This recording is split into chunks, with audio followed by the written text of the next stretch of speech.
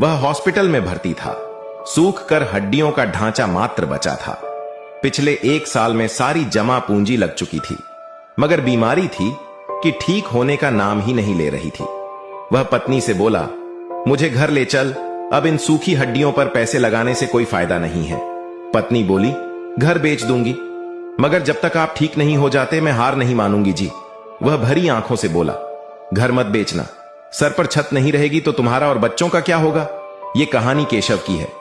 नौकरी छूट जाने के कारण वह मानसिक तनाव में रहने लगा था। तनाव इतना बढ़ा कि नींद आनी बंद हो गई थी। हर समय सरदर्द रहने लगा था। फिर और बीमारियां भी होने लगी। ब्लड प्रेशर, डायबिटीज और दिल की बीमारी ने भी घर कर लिया था। उसके शरीर पर कोई भी दवा काम नहीं कर रही थी। केशव की पत्नी मीरा कई हॉस्पिटल बदल चुकी थी, मगर कहीं भी राहत नहीं मिली। डॉक्टर का कहना था कि मरीज खुद ठीक होना ही नहीं चाहता। वह निराशा और अवसाद में घिरा हुआ है। सारी जमा पूंजी खत्म हो चुकी थी। गहने बिक चुके थे। घर में जितना भी महंगा सामान था सब बीमारी की भेंट चढ़ गया था। सारे रिश्तेदारों ने हाथ खड़े कर दिए थे।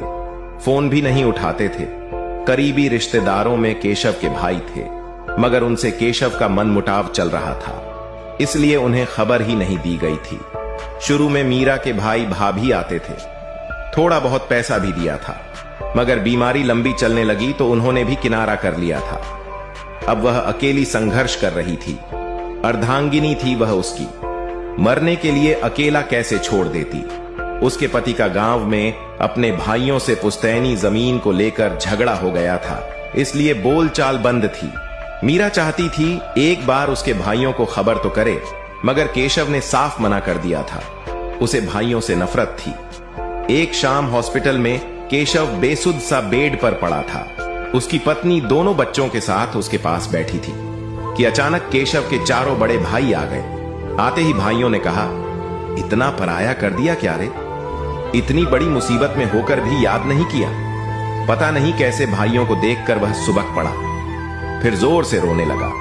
बड़ा भाई बोला, माना कि तू बंटवारे को लेकर नाराज था, हक की लड़ाई को लेकर नाराजगी अलग चीज है रे, मगर मुसीबत में भाइयों की ताकत तुमने आजमाई ही नहीं। फिर केशव के आंसू पोंछते हुए भाई ने कहा, मगर अब तू फिक्र मत कर, हम आ गए हैं, अब सब ठीक हो जाएगा। सचमुच भाइयों को देखकर केशव ने शरीर में एक अलग सी ऊर्जा का अनुभव किया।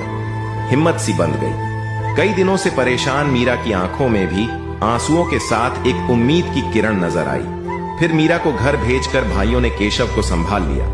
अपनी पसंद के हॉस्पिटल में